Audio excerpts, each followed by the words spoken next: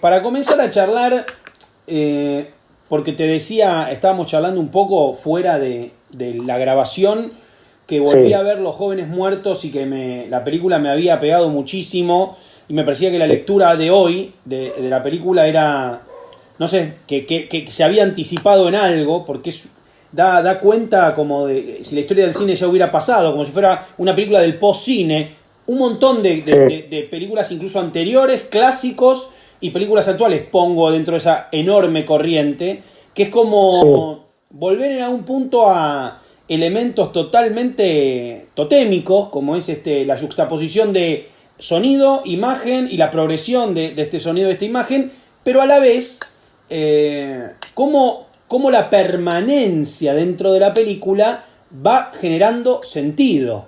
Y me parece que sí, estamos en un siglo, que ahora siglo XXI hecho y derecho, y más en este momento particular, donde justamente eso parece ser el agua, ¿no? Parece ser la necesidad, la generación de sentido. Y lo que propone la sí. película es absolutamente eso. Entonces digo, ¿cómo ves vos hoy Los Jóvenes Muertos? Bueno, justo también te comentaba que la película tiene 10 años justo Ujú. y me tocó por una invitación a un festival que se mostró este año nuevamente, volver a revisarla, volver a generar archivos digitales que estén a la altura de los requerimientos y volver a verla en una sala con gente de cine, ¿no? Y me sorprendía mucho eso. Me imagino además verla en el contexto actual, digo, de estas semanas, que debe ser todavía mucho más raro. Pero bueno, fue mi primera película y en un punto para mí era una película, por un lado, simple, porque tiene esto de que vos mencionabas, es como una película que está construida de lo más básico, digo, registrando sonido por un lado, registrando imágenes de un lugar por el otro, y después viendo de qué manera, cuál, cuál es la mejor manera de que todo eso se junte y se forme, Ujú. pero al mismo tiempo también muy compleja. A mí me costó mucho, yo tenía la idea de hacer esa película, después de haber leído un par de notas en los diarios acerca de lo que había pasado, y sentía la necesidad de hacer algo con eso. Y me costó mucho tiempo encontrar la manera de abordar la película, porque sentía que un montón de otras opciones y posibilidades no estaban a la altura ni, ni estética ni ética de eso que había pasado ahí y que de alguna manera seguía pasando y sigue pasando, ¿no? Entonces fue mucho tiempo de pensar eso, cómo abordar, y bueno, justo se decantó por una opción que tampoco era la más fácil y la más práctica, que era filmar en el lugar, que es a 2.000 kilómetros de Buenos Aires, y en fílmico, que todo el mundo me desaconsejaba de hacer eso.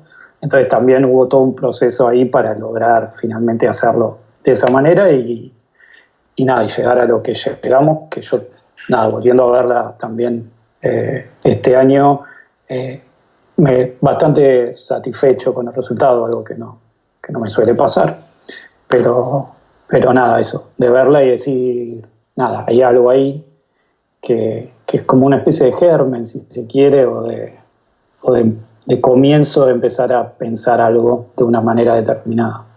La verdad que yo vi la película, le pedí a Leandro la posibilidad de verla de nuevo como para repasarla y tener una charla más rica. La vi dos veces la película. La vi ayer, la vi hoy. Y me pasó que la había visto, quería como refrescarla y me hipnotizó. Eh, la belleza que tiene, cada plano, cada decisión, el viento moviendo hojas, moviendo pasto, moviendo los sonidos, el plano ese de la batería medio desarmada en esa fiesta que supongo debe haber ocurrido la noche anterior, el salón Sí, ese todo azul, bueno, impresionante. Eh, y decía, ¿cómo después me pongo a ver una película donde unos actores hacen algo y alguien entra por una puerta y le dice a otro y hay un problema? Cuando acabo de ver, básicamente, como poner la bandera y decir, el cine es esto.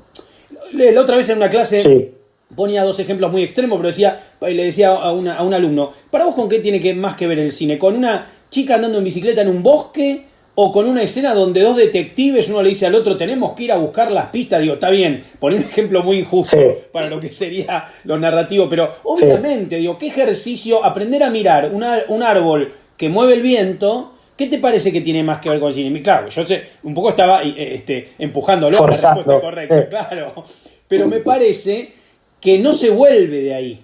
Que cuando entramos, vos decías la cuestión ética, ¿no? Y la película, particularmente, lejos de todo, pero lejos a millas de todo tipo de especulación, de morbo, de cualquier cosa que suscite una intención que de explotación de una tragedia, digo, además de eso que está en la película, hay una cuestión vitalista de aprender a mirar todo, una cama de un hospital, digo, cuando uno se coloca en ese lugar, después es muy difícil volver atrás, ¿o no?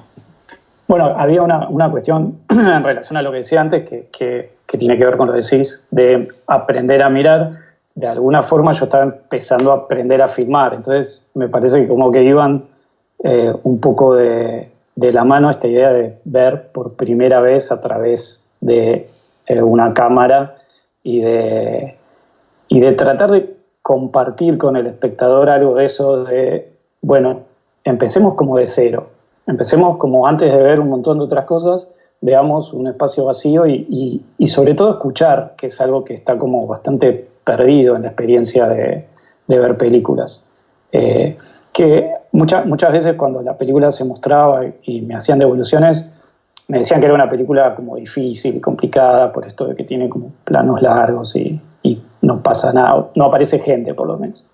Y yo muchas veces, no siempre lo decía, pero muchas veces pensaba que era todo lo contrario, porque es una película que casi no tiene diálogo, por lo que cualquiera, incluso alguien que no sabe leer subtítulos, la puede ver, alguien que no entiende el idioma también la puede ver, y que en un punto es muy simple, porque es simplemente eso, mirar y escuchar y ver qué te pasa por dentro.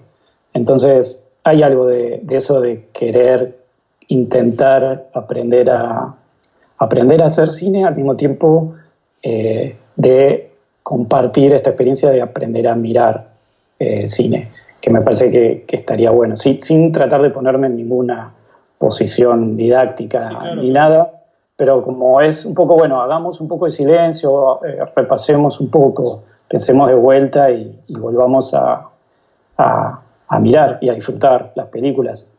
Que nada, desde ese tipo de películas hasta, no sé, hasta las que tienen explosiones y choques y eso, y un investigador privado que llega a un lugar. Porque yo creo que también es como algo de atractivo de ver cines que se puede, por lo menos a mí me pasa, que yo disfruto tanto esas películas, no sé, las de James Benning con un lugar vacío y la cámara quieta, hasta no te diría las de superhéroes, porque ahí ya me siento un poco más viejo, pero sí las que estarían en el lugar totalmente opuesto a esas, con escenas de acción o actores actuando y situaciones que evidentemente están escritas y reproducidas y demás. Hay un fenómeno que sucede en la comunicación de un tiempo a esta parte, que yo creo que el cine en algún momento dará cuenta de esto, y creo que Los Jóvenes Muertos empieza a dar cuenta de esto, que es, yo te digo hoy, che, vos lo conoces a Eduardo, ¿no? Me decís, sí, yo lo conozco, soy muy amigo. ¿Y cómo es Eduardo? Y vos agarrás, abrís el Instagram de Eduardo y me decís, y es este. Sí. Yo miro una serie de fotos, una serie de fotos y de videos quizá, y yo ya construyo con eso a Eduardo, y en otro momento la comunicación era... Bueno, no, Eduardo es uno que el padre es odontólogo y vive acá. Digo, el cine en algún momento va a alcanzar... Digo, si en una grilla de Instagram yo entiendo cómo es Eduardo, Marta, Marcela, cómo es una película, cómo es tal lugar o qué servicio brindan, que es una serie de fotos aleatorias que me componen algo identitario, intuyo que en algún momento la narración va a tener que aventajar a eso. Y también convertirse en ¿de qué trata? Y trata de esto, hermano. No sé, uní todo esto y digo, el mismo trabajo que haces para tener una presunción de la personalidad de alguien, lo tendrás que hacer con las obras. Porque digo, en el mundo ese de construcción, no sé si se entiende a dónde voy, de construcción tan sintética, vuelvo al ejemplo del pobre detective, me parece que esa teatralidad, dicho no como algo celebratorio, queda un poco detrás. Sí, pues además Eduardo no deja de ser lo que es, digo, por más que uno lo empiece a leer como una serie de fotos. Entonces probablemente el peligro me parece que cuando Eduardo empiece a terminar siendo simplemente esas 6 fotos de Instagram, no sé si estamos tan lejos o si por ya eso. no hay Eduardos que se convirtieron en eso. Yo creo que sí, pero bueno, mientras siga habiendo Eduardos que sean un poco más que 9 fotos de Instagram, me parece que está bueno que algunos que tenemos el privilegio de poder hacerlo contemos de otra manera. Bueno, y quizá la decisión de que sea en fílmico tiene que ver con eso, con la carnadura. Yo creo que sí, para política, digo, hay una decisión ético-artística. Sí, yo en su momento me había armado una serie de razones por la cual tenía que ser en film, ahora no me acuerdo todas, pero era algo así, porque había estado el proyecto y después la película en varias instancias de estas que suelen estar de desarrollo, proyectos y demás. Entonces la pregunta que inevitablemente en un momento surgió era ¿por qué en fílmico? ¿Por qué esperar tanto si la puedes hacer en video? Y evidentemente yo de pocas cosas estaba seguro en ese momento. Una era que tenía que ser en fílmico. Una de las razones era que filmar espacios vacíos en video era muy distinto a hacerlo en video que en fílmico. Y de hecho llegué a hacer la prueba de filmar un par de lugares en video y en fílmico, y era distinto. Hay algo que, sin llegar a ser un obsesivo del fílmico y además había cosas que no se veían igual. Y en ese caso me parece que era muy importante, siendo que la imagen iba a tener tanta presencia y tanta importancia en contar cosas que fuera en fílmico. Fue una locura igual, porque filmamos a 2.000 kilómetros, filmamos todo y volvimos sin haber visto obviamente un plano de lo que habíamos hecho. O sea, llegamos acá, revelamos y ahí nada, la magia. ¿Quedaron muchos planos afuera de que no usaste en la película? Quedaron, yo filmé, como yo no conocía el pueblo hasta que leí la noticia y demás. Durante varios años iba, cuando estaba cerca de por ahí o cuando tenía alguna posibilidad, viajaba al lugar, empecé a hablar con la gente y filmaba en Super 8 con una camarita. Entonces había bastante material que estaba en Super 8, que finalmente solo quedó al comienzo. Ese material casi todo quedó afuera. El parque de diversiones. Exacto, claro, sí. Que fue algo que me encontré ahí un día, que estaba y el otro día ya no estaba. Y después, sí, de lo que se filmó durante una semana en el lugar, habrá quedado como la mitad. No filmamos mucho, obviamente, porque no teníamos mucha plata, así que habrá sido como 1 a 2 a 1, si creo. Ayer hablábamos un poco, estaba hablando acerca de cómo cierta pereza narrativa convirtió la idea en algunas cosas del cine contemporáneo, sobre todo el cine comercial, o que pretende un éxito lo más grande que se pueda, de que cada momento, cada escena contenga de alguna manera, o todo el tiempo esté recordando las reglas narrativas de lo que estamos haciendo de un modo muy básico. Este es el bueno, este es el malo, trata de esto. O sea, cada 5 minutos vuelve a pasar de algún otro modo, no sea cosa que te hayas ido al baño. Exacto, y justamente lo que postulan tus 2 películas son, bueno, la obra completa va a llevar a ese, entre comillas, entendimiento o poder transitar la experiencia. Porque pasa lo que vos decís. Comienza la película, está ese parque de diversiones, nos disponen y nos dan las reglas de qué vamos a hablar y qué es lo que vamos a ver, y después están esas placas apenas que indican los nombres de la gente, de los chicos que han muerto y su edad. Y la verdad que, bueno, que a partir de ese momento cada plano pasa a ser otra cosa, Culeyó puro, todo en ese contexto tiene un peso que es el peso que tiene, todo. Ahora, si vos me decís, che, te mando un tráiler de la película, es muy difícil que el tráiler sea la obra, porque la obra es esto, es desde el parque de diversión hasta el último plano de ese caminito, ahí está contenida. Entonces me parece que, bueno, justamente está de espaldas a esa otra idea, ¿no? De hecho, fue otro tema de discusión fue en un momento me pedían un tráiler, y nunca lo había considerado y fue mucho tira y afloje. O sea, me negué durante mucho tiempo hasta que en un momento había que hacer algo que funcionara como tráiler. Así que lo que hice fue usar una toma que no había quedado en la película. Y nada, es un plano, una secuencia dentro de un auto que recorre el lugar y usamos eso como tráiler. Pero que me parece que era sincero, porque si armar un tráiler, como se supone que tienen que ser los tráilers de esa película, los estarían mintiendo. Claro, vamos a ponerle los mejores momentos. Claro, como con la música, ¿viste? Además que uno que ve muchos trailers ya tienen como esa estructura súper armada, claro, de la la forma, expresión, el sí. silencio, que uno está como ya esperando que... hubiera sido divertido igual, pero bueno, me parece que tiene que ver con eso de que es como una película en la que un tráiler no resultaba natural. Pasa Los Jóvenes Muertos, vos empezás a trabajar de archivista ahí en el Museo del Cine y digamos si viene la película Infinita. ¿Cuánto tiempo pasa, digo, desde que entras a trabajar en el museo hasta que aparece la película Infinita o estoy mal en la cronología? ¿Es más o menos así? En realidad, bueno, yo hice Los Jóvenes Muertos y empecé a trabajar en el Bafisi. Ajá, como programador. En realidad ya venía trabajando en el Bafisi, yo fui programador 10 años, como del 2005 al 2015. Soy muy malo con la historia, sí, con mi biografía. Y Los Jóvenes Muertos es del 2010.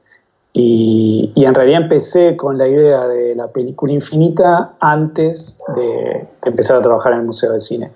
Yo ya había empezado a hacer algunas cosas informales en relación a archivo, ya lo había conocido a Fernando Peña, a Paula Félix-Vivier, me había como metido en el mundo más de los archivos y habíamos empezado con un grupo de amigos también un archivo de películas familiares y educativas, porno y demás, o sea, de paso reducido.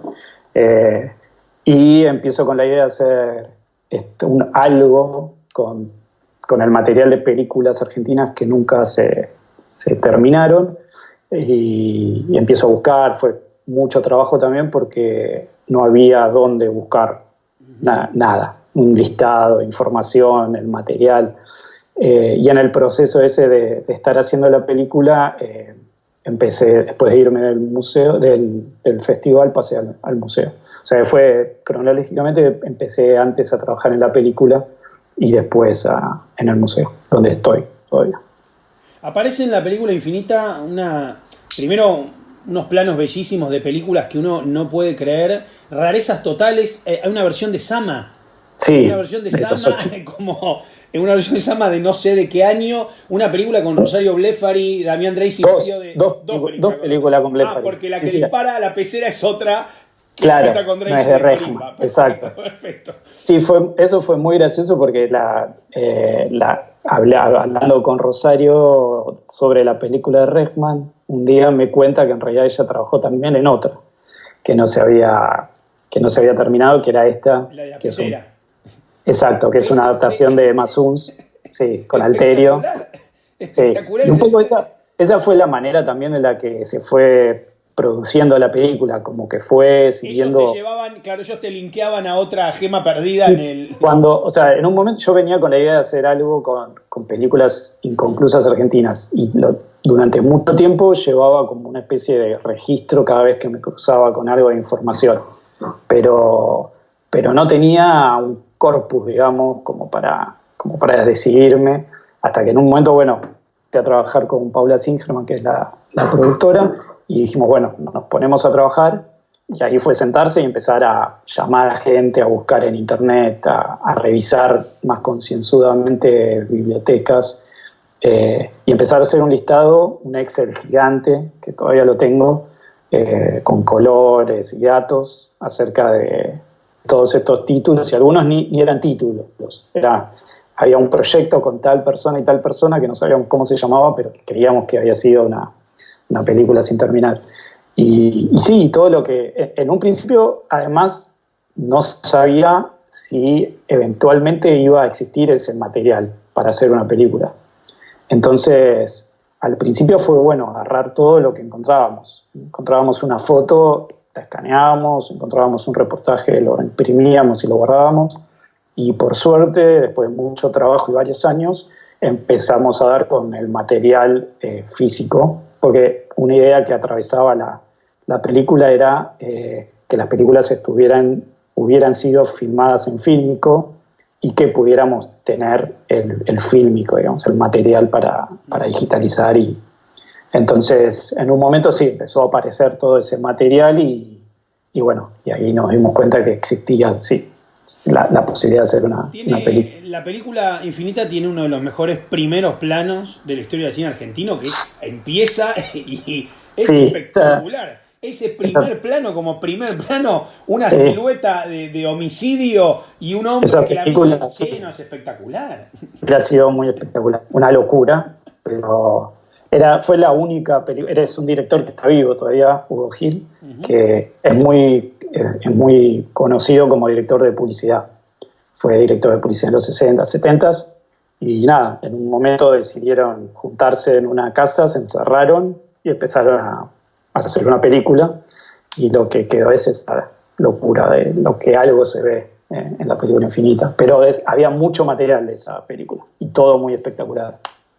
Hay algo que también pasa, y otra vez vuelvo al efecto que genera el desarmar, ¿no? Estas obras, o que sean fragmentos, que es la voluntad de cada imagen. Cómo lo que queda, lo que está manifiesto, es la voluntad de retrato, ¿no? De la voluntad y trunca de cada imagen. Entonces, todo el tiempo, además de estar construyendo un nuevo relato, todas las imágenes juntas respiran la necesidad de ver lugares, gente, actores, como si esas imágenes hubieran estado predestinadas a no llegar nunca a ningún lugar y ser puro intento. Mi hermano, que a veces sintoniza y dice esas frases medio Obi-Wan Kenobi, dice: el fútbol amateur es puro intento y en cada intento desnudamos el alma. Dice, como uno...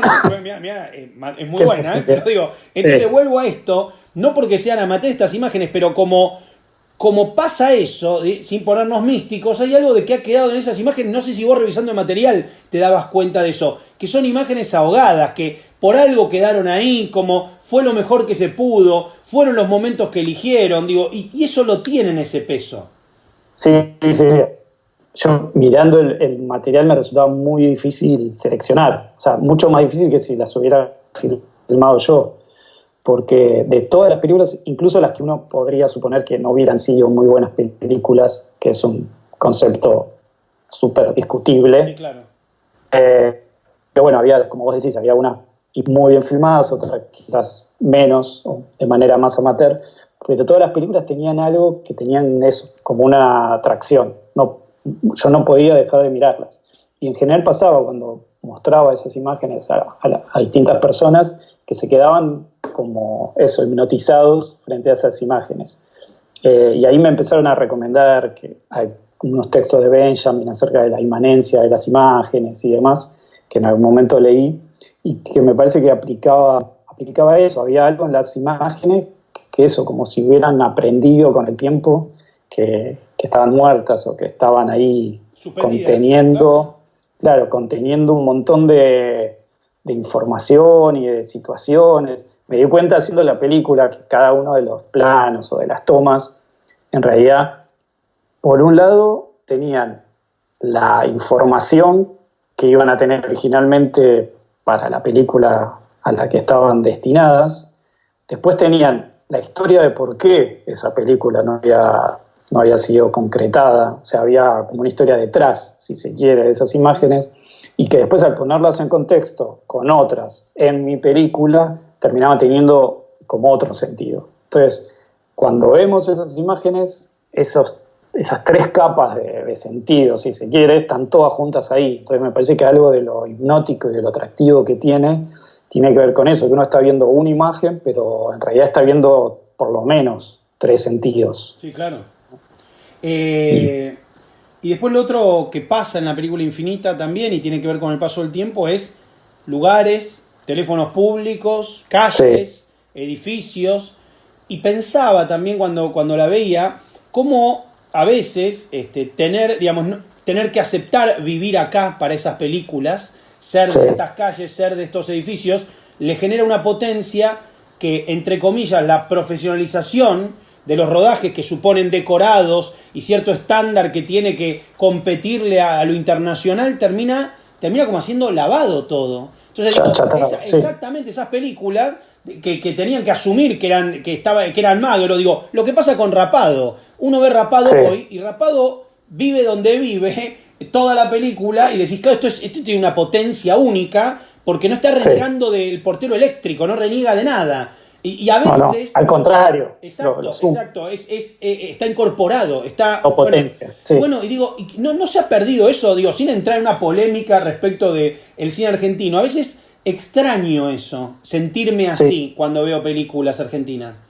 Bueno, a mí me pasaba, y le pasaba a cierta gente que, como vos, que vimos mucho cine, que nos gusta mucho el cine, que además viendo la película empezás a saber como los distintos modelos de producción o podés reconocer épocas y maneras en las que se filmaba. Hay una película, hay una escena de una película, pero la película no existe está como tal, pero que es la del hombre que está pintando la jaula y le vienen a avisar que pasó algo. Que eso es una película de un actor que hubiera sido su única película. Y ves, en esa escena yo dejé como varias de las tomas, entonces se ve desde distintos ángulos la misma acción y podés ver una manera de filmar ahí que es distinta a la película de Mendilarzu y de Ginás, que está en el final, que son planos largos en blanco y negro, que es todo un lago y alguien que camina por al lado. Y podés reconocer, vos ves eso y te das cuenta, nuevo cine argentino, cine argentino de los 90, ves lo otro es cine clásico. Me parecía que era también atractivo como en otro nivel también, porque eso es algo que un espectador no tiene por qué saberlo, conocerlo o disfrutarlo, pero que era como un plus de ir viendo cómo además del registro del que hablaba casi documental, que tienen esas imágenes, ver Santa Fe de una mano sola o ver eso, las cabinas esas de colores de Entel. Además de eso está esto otro que es como una especie de documental sobre cine argentino. Sí, la verdad que ver las dos películas juntas, ¿no? Me hizo pensar mucho de qué vendrá, porque el cine está en una situación, para mí, esto a lo mejor hay gente que no lo percibe así, muy crítica, de refundarse, y no solo por la manera de consumirlo, sino qué puede venir a decir en el siglo XXI, ¿no? Un siglo hiperconectado, donde filman los teléfonos, donde se podría haber hecho películas en los 90 con la calidad que tienen nuestros teléfonos, y a la vez, cierta democratización que podemos celebrar, que también genera parálisis, porque ¿qué sentido tiene hacer, si filmar es un acto casi que lo hacemos todos los días, todo? Entonces hay algo... Después no tenés dónde mostrarla, además. Claro, entonces, por eso, es medio crítico todo, y quería saber qué película, vos me decías, veo de todo. ¿Ves de todo? ¿Podés conectar? ¿Tenés una dieta audiovisual amplia? ¿En serio?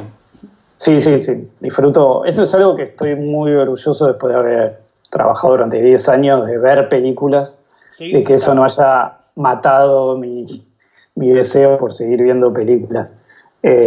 Sí, veo, soy de bajar obviamente mucho, estoy además suscrito a las plataformas que todos conocemos, o sea que estoy todo el tiempo bajando, viendo, y sí, veo, creo que no hay un género que no vea. Las últimas tres que te gustaron mucho, las últimas tres de ahora, de estos días.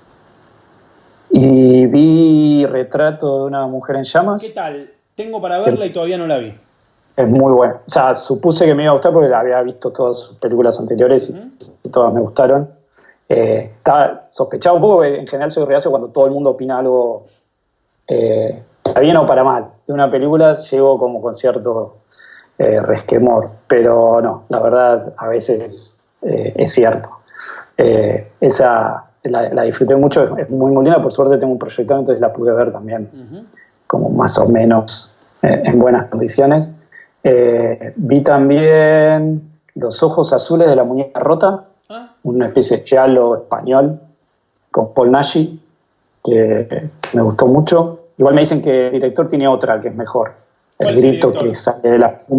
Si es que no me acuerdo, pues no lo conocía.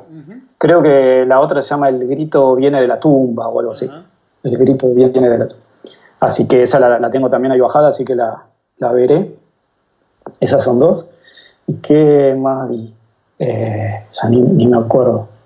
Creo que vi una en Movie, vi, me parece, algo. Pero ya ni me acuerdo. Veo series también, que es algo que también... ¿Con qué te enganchaste? Y ahora estoy retomando Los Sopranos, que la había visto en su momento cuando salió, pero que era un momento en el que HBO era gratis. Sí, claro. No sé si la gente se acuerda. Y cuando dejó de ser gratis, la dejé de ver. Y me intimidaba mucho porque son muchas temporadas, muchos episodios. Sí, claro, entonces, sí, son capítulos largos. Claro, 1 hora cada capítulo. Entonces, nada, el contexto actual me indujo un poco a retomarlo.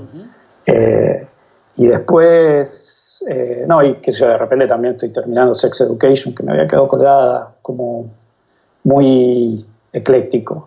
Trato de ver de todo. Lo último, sí. Hace poco leí tu artículo espectacular sobre Grey Gardens. Hermoso artículo. Gracias, sí, fue lindo escribirlo. Muy sentido, se nota que digamos, fue un momento importante la película y digamos, y ya te representa mucho, cosa que no me extraña porque hay cuestiones que tienen que ver con la sensibilidad, con el respeto, con la mirada, digo, sí. Que me parece que entiendo por qué te ha conmovido tanto. ¿Contás cuándo la descubriste la película? ¿No? Eso es lo que no recuerdo. ¿Cuándo la viste por primera vez? Es que no me acuerdo, claro. Decía justamente cuando empezamos a hablar que soy muy malo con la memoria, es muy irónico, trabajando con archivos y demás, o no, pero sí, que no me acuerdo. Sospecho que debe haber sido un VHS, porque buena parte de mi educación primera cinéfila fue en la tele o con VHS, así que seguramente, y mucho de VHS que venían de afuera, que acá no se conseguía, que era la manera que teníamos de ver cine que acá no se veía, así que sospecho que en VHS. Pues el Laserdisc, me acuerdo muy bien cuáles son las que vi en Laserdisc, pues fueron pocas. Sí, claro. Un formato muy perecedero. Así que sí, imagínate, fue muy lindo escribir ese texto porque hacía mucho que no escribía. En un momento escribía más seguido y ahora no estoy escribiendo. ¿Te costó elegir así o que dijiste Grey Gardens? Listo, te hicieron la propuesta. No, me costó elegir porque en general, viste que a uno siempre le preguntan cómo estando en estos lugares, siempre te preguntan a alguien que hace cine, cuáles son tus películas favoritas. Entonces uno tiene medio preparado una batería de acuerdo al día para responder cuáles son. Un par de elencos. Exacto, sí. Depende de quién te pregunta, viste, le respondés. Exacto.